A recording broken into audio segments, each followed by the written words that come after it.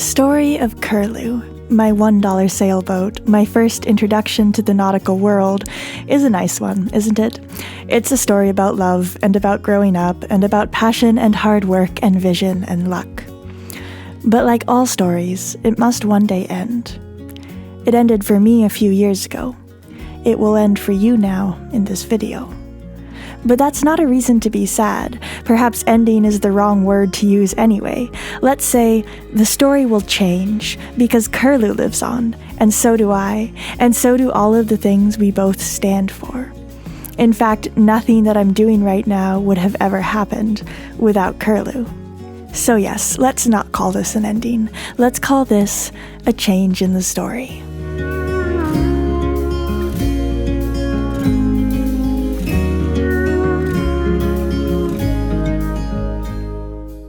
I graduated from university in May of 2017. Like most university graduates, I didn't know what to do. I just had a collection of vague notions about the kind of life I'd like to live. Music and sailboats were central in those notions. But now, suddenly being tossed out into the real world, I realized two things. One, music and sailboats are not great ways to earn a living. And two, doing anything else was not a great way to live. Or so it seemed to me anyway. So, faced with this conundrum, I decided to prioritize living over making a living, at least for the short term. I was young and single and pretty used to making a go of it with my very limited funds. So I thought, why not? Let's see how far I can take this. I started off the summer by sailing all around Howe Sound. I cruised around islands and anchorages. I got a beautiful spot for Curlew on a mooring ball right in the middle of my hometown. I felt like the richest person alive, a boat and a home rolled into one and all the freedom in the world to enjoy it. But as the summer progressed, I knew I'd need to make some money. The looming reality was to return to work on a local fleet of ferries as a customer service attendant, a job I absolutely detested. I was frantically searching for an alternative, applying for all sorts of obscure and interesting jobs involving boats in far-flung places. I got a call in early June from a cook on board a tall ship in the Mediterranean. "Can you get here in 3 days?" he asked. "Sure," I replied. The job would be for about 2 months. I didn't want to leave Curlew, but I also really didn't want to work on the ferries again, and I needed some money. Plus, I thought that I could learn lots of old maritime knowledge on board such a classic ship. So I booked a last-minute flight, and off I went. I arrived in Olbia, a town on the island of Sardinia. The crew members picked me up from the airport and took me to the ship. The ship itself was beautiful. The job turned out to not be without problems, but we visited gorgeous places, and I felt young and free. It was during this time that I came across an intriguing young man. He was sailing on his own boat, a Jeannot 31. He told me he was also working on restoring another sailboat back in his homeland of Switzerland. He spoke of the great allure of boats and how he's pulled towards a lifestyle of sailing. He was tanned from the sun, and he had the kind of do-it-yourself, make-it-happen attitude that I really admire. He was also extraordinarily handsome. His name was Aladino. When I finished my work contract on the tall ship, I flew to Switzerland to go visit him. I was enamored with the idea of this young man of the sea.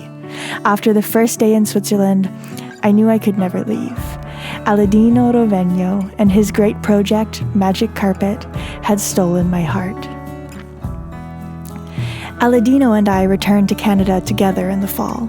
When I saw Curlew, my heart broke. I had neglected her all summer. The varnish was coming off in places, and it was damp inside with spots of mold. It was nothing a bit of work and shining up couldn't fix, but I knew that I could never leave her again. A boat of her caliber deserves constant love and attention. My new plans with Aladino and with Magic Carpet couldn't give her that. I knew I had to sell her.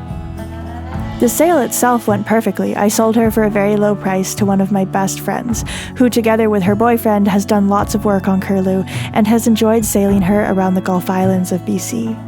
Curlew is in good hands, the best hands. I couldn't have wished anything better for her than to be owned by another young woman with a spirit of adventure and an obsessive love of boats. But nonetheless, I cried when the day came to sell her. And here's the circular beauty of this whole story.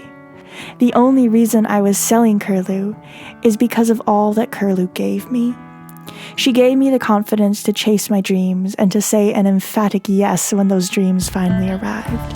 She gave me the criteria for an equally boat-obsessed partner, who I believe Aladino is the only qualified person in the world to fulfill. Without Curlew, I would never have been able to leave Curlew. I never would have met Aladino. I never would have been able to tell these stories. Without Curlew, I would be an entirely different person. So Curlew is no longer with me, but at the same time, she is constantly with me. She is the bone structure of the rest of my life. I sold Curlew, and I moved back to Switzerland with Aladino.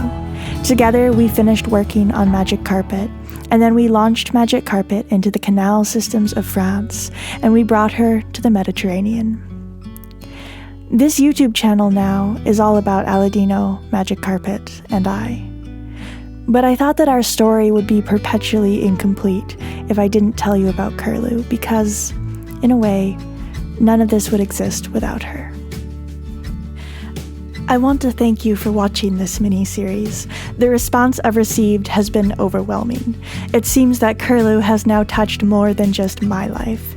And I hope you stay tuned for all of the adventures yet to come, and that those adventures now make a little bit more sense since you know where they all started. If you wish to support this channel and to support my storytelling, music, and sailing endeavors, please check out the link to Patreon in the description below. And until next time, fair winds.